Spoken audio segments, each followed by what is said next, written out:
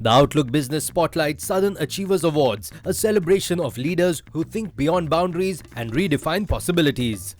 The Southern Achiever Awards honors excellence across diverse sectors: business, education, healthcare, community service, and more. The event opened with a thought-provoking keynote address by Neeraj Thakur, editor, Outlook Business.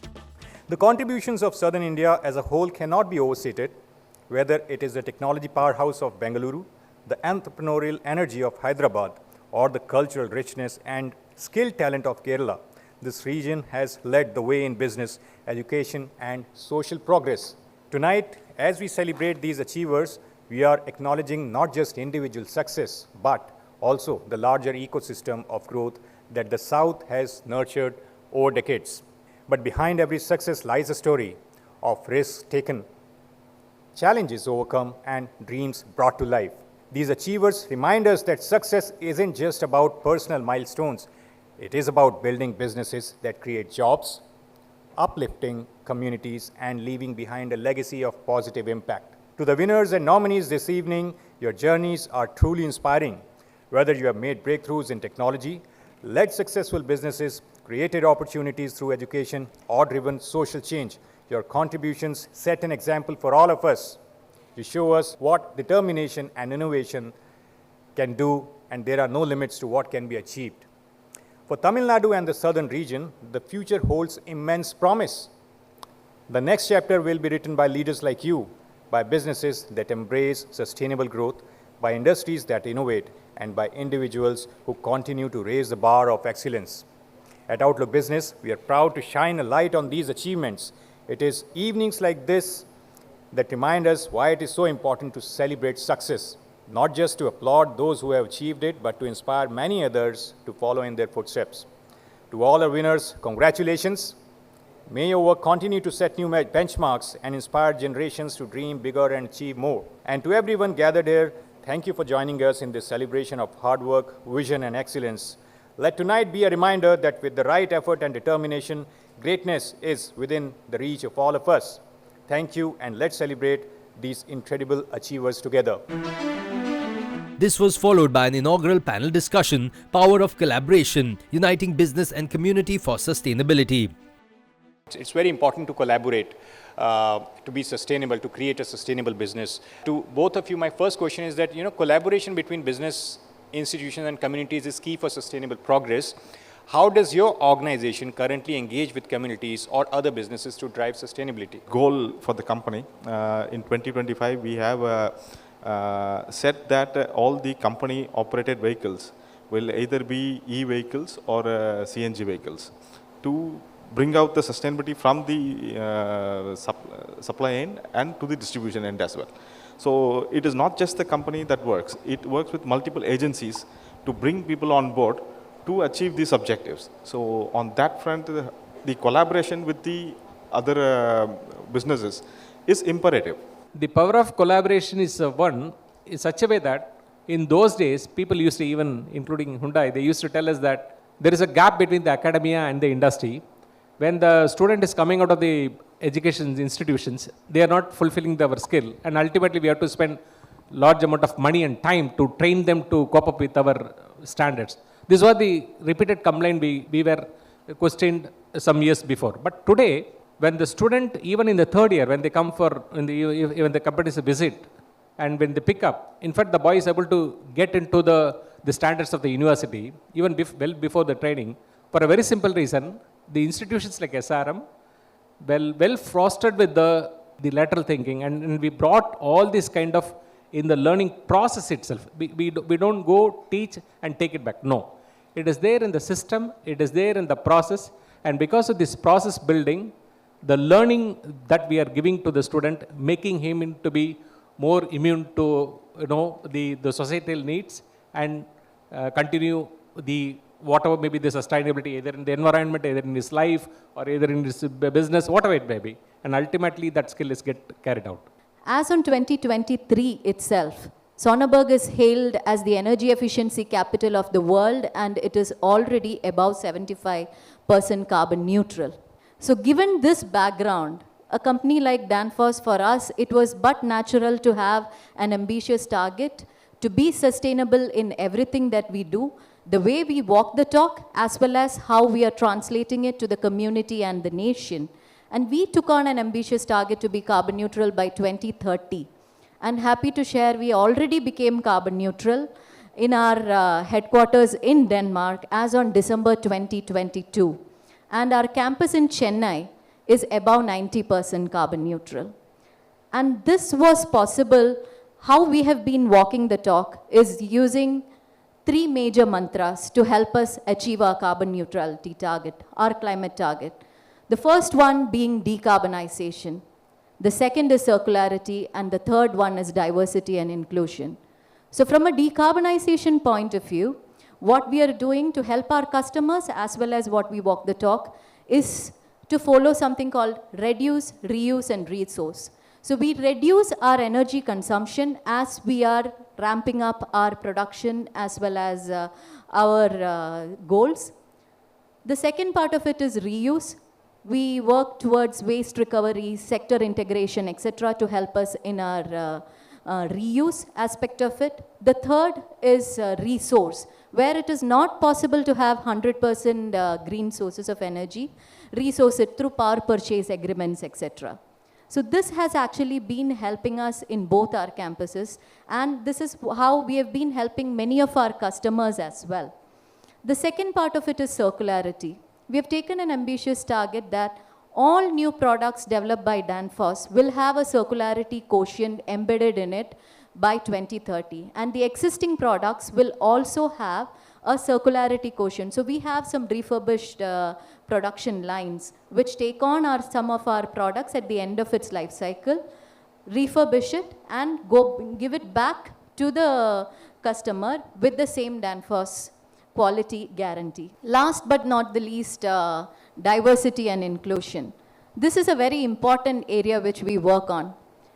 Right now, as we speak, most of us are talking about women's empowerment and many other things. The moment we say diversity, equity, and inclusion, it's mostly 2 genders which come up.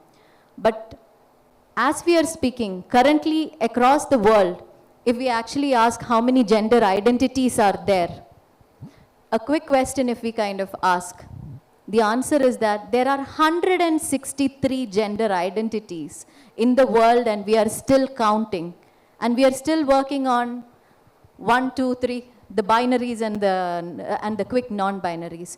To have these 163 gender identities, identify them, and kind of be inclusive in our workplace as well as in our community. All these 3 are equally important. So given the same, we are using the same principle when it comes to our own campuses as well as our community. We work, just like Sir said, through our CSR and sustainability initiatives. We work with multiple industry sectors, industry bodies. We also work through our CSR on areas like education, sustainable livelihood through skill development, health, environment, etc. to kind of translate our subject matter expertise to help other people in this journey. The day continued with a spirited panel discussion, innovation as a catalyst for regional growth. Tele-ICU, tele-consultations, like say it's a Tamil Nadu, we get a lot of patients from Northeast and other countries for the skills what we have. Previously it was very difficult for the patient to move from there to here for simple opinion. Whereas sitting from here with the Zoom and other things, tele-consultations, we can rightly select, screen, advise for the simple things, and we can invite them only for the right surgeries or right treatment here. So all these things are helping us from the innovation side to develop the healthcare in this part of the country. We are one of the pioneers, I think, in the software product industry out of Chennai. We've been there in the business for 22 years plus. And so what makes innovation tick in the region, I would say, I called it TIC because there is a TIC involved. First is, of course, talent. The kind of talent that you are able to nurture, develop, and build out of this region has been great. Second is investment. Obviously, when you want to innovate, you got to invest into R&D, into technology, and ensure that investment is in the right direction for long-term benefits of the region. And the third is collaboration. Collaboration with industry, with academia, with government. And all the three together is when you actually have a regional growth happening through innovation. Last year, we launched a product that we had been developing for a few years. In fact, we actually had it in development for almost 4 years. And in that time, some of our competitors from the north, they launched their own version of the product. It came in, it failed. They launched another version. But we resisted the urge to put out product out there without having the rigorous R&D and training and testing in place. So that product was on the streets. It was continuously undergoing rigorous testing, while all of this marketing and everything else was happening elsewhere. So, and then we launched it last year, 4 years after it, we first had the product, but it was a relative success because we put in that effort into not just innovating, but also testing it rigorously and not giving into the urge for, marketing it before we had it completely tested. So I think that in a nutshell, it's that focus on the product or the service rather than the marketing of it, which has led to our excellence over many years and which also resonates with other companies from this part of the world. This was followed by the theme address by Ms. Harini Ravi, correspondent, SRM Group of Institutions. Society where sustainability and innovation do not come at the cost of one another. As a strong believer in the power of education and impact of the academic community, I am honored to be part of institutions that focus on the development of the personal and professional growth of young individuals so that they may grow up to become the versions of themselves that they're proud of. As a strong believer in the power of education and the impact of the academic community, I have spearheaded various initiatives to ensure that our institutions nurture the growth of students to be confident, self-actualized, and knowledgeable individuals. We encourage curiosity, creativity, and entrepreneurships so that they can be the future that we dream them to be. Who knows, perhaps one day they can find themselves in an event such as this one and have far more demonstrated progress in the discussions that we've had today. I believe that can only happen when the educational institutions of this country have strong commitment to innovation and best practices. I have supported innovation in our teaching pedagogy to facilitate these goals by enhancing our classroom experiences with technology, most notably our utilization of the learning management system or LMS platforms. Our teaching faculty are supported in their professional and personal growth with opportunities to expand their knowledge and contribute to the academic knowledge pool. In my experience, industry-academia collaboration is paramount to our understanding of what the student requires to not just be relevant, but successful in their career. So in pursuit of that goal, we have formed a corporate advisory board across all our institutions so that we can annually update our syllabus to be industry relevant, so that our students can get the placement of their dreams. This was followed by a theme address by the chief guest Thiru M.A. Subramaniam, Minister of Health and Family Welfare, Government of Tamil Nadu. தென்னாட்டைச் சேர்ந்த சிறந்த பல்வேறு துறைகளில் சிறந்து விளங்குபவர்களுக்கு விருதுகள் வழங்கப்படுகிற இந்த நிகழ்ச்சிக்கு என்னையும் அழைத்து சிறப்பித்திருக்கிற இந்த அமைப்புக்கு என்னுடைய நன்றியினை தெரிவித்துக் கொள்கின்றேன். அவுட்லுக் பத்திரிகை என்பது இன்றைக்கு அவுட்லுக் பிஸ்னஸ், அவுட்லுக் மணி, டிராவலர், லியூக்ஸ், ஹிந்தி போன்ற 5 வகையான பத்திரிகைகளை நடத்தி அதில் பல லட்சம் பேரை தன்னகத்தே வாசகர்களாகவும் இணையத்தின் மூலம் வாசகர்களாகவும் கொண்டிருக்கிற ஒரு மிக சிறந்த அமைப்பு. இந்த அமைப்பின் சார்பில் இன்றைக்கு விருதுகள் வழங்கப்படுகிறது. மருத்துவத்துறையில் மட்டுமல்லாது பல்வேறு துறைகளில் சிறந்து விளங்குகிற, கொடிகட்டி பறக்கிற, சிறப்பான வகையில் இன்றைக்கு முத்திரை பதித்திருக்கிற ஒரு 23 நிறுவனங்களுக்கு இந்த விருதுகள் வழங்கப்படுவது குறித்து உண்மையில் நான் மகிழ்ச்சி அடைகிறேன். விருதுகளை பெற வருகை தந்திருப்பவர்களுக்கு மகிழ்ச்சி நிறைந்த பாராட்டுக்களை தெரிவித்துக் கொள்கின்றேன்.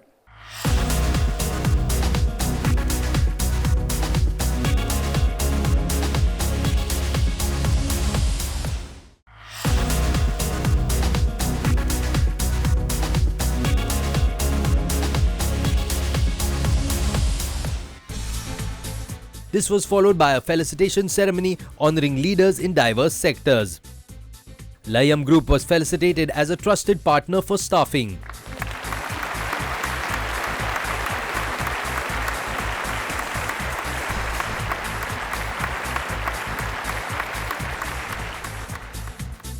Sterlite was felicitated as the most innovative lighting brand of India.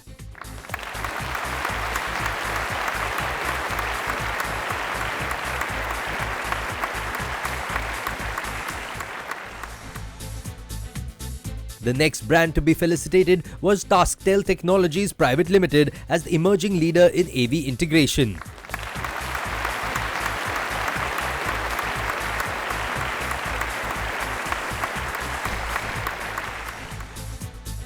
Hindustan Group of Institutions was felicitated as the Best University of the Year South.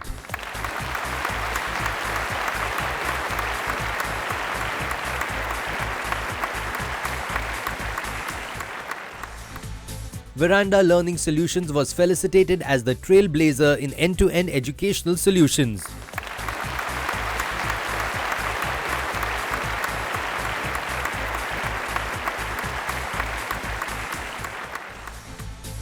The next brand to be felicitated was SRM Global Hospitals as Best Cardiology Hospital of the Year.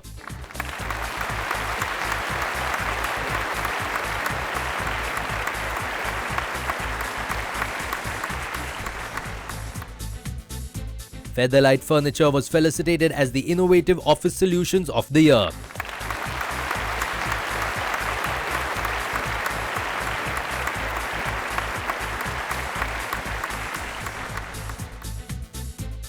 The next brand to be felicitated was Zoho as CRM of the Year.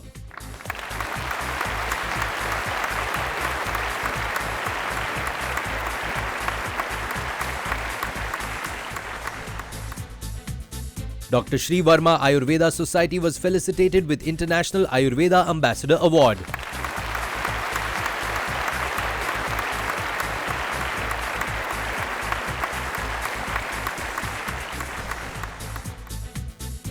The next brand to be felicitated was Anio Biotech as the Best Emerging Biotech Company.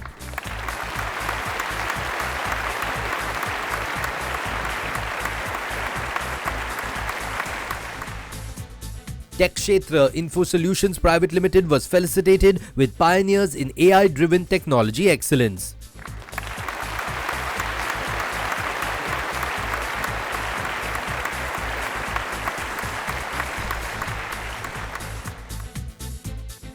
The next brand to be felicitated was Language as Excellence in Craftsmanship.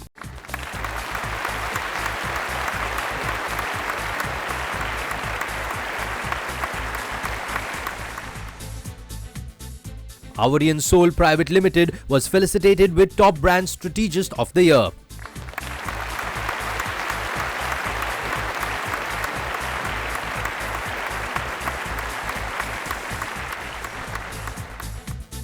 The next brand to be felicitated was PhonePe as FinTech Company of the Year.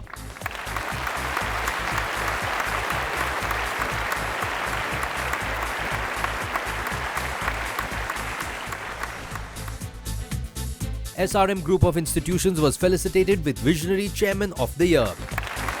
Dr. Kathiravan Kannan, Director Admissions, SRM Group of Institutions, accepted the felicitation on the behalf of Dr. R. Shivakumar. The next brand to be felicitated was Nippon Paint India Private Limited as Sustainable Paint Technology Award.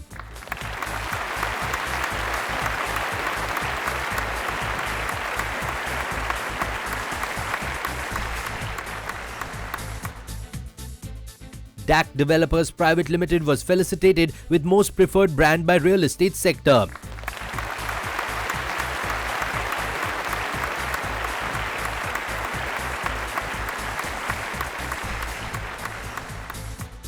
The next brand to be felicitated was Melbo Interior Technologies as Technological Innovation in Mosquito Net Screens.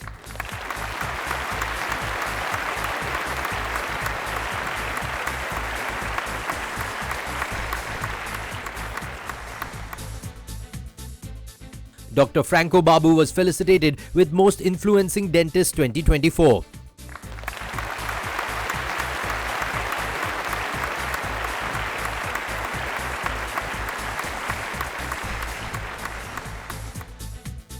The next brand to be felicitated was YP Digest India Private Limited as game changer in new gen media.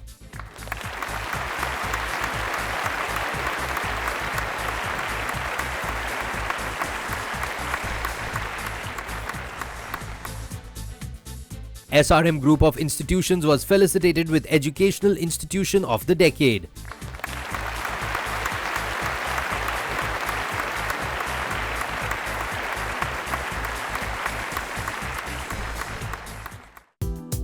The Outlook Business Spotlight Southern Achievers Awards culminated on high-voltage discussions, pride and a sense of achievement. Though the curtains came down, but the search for excellence by the Times Group will go on.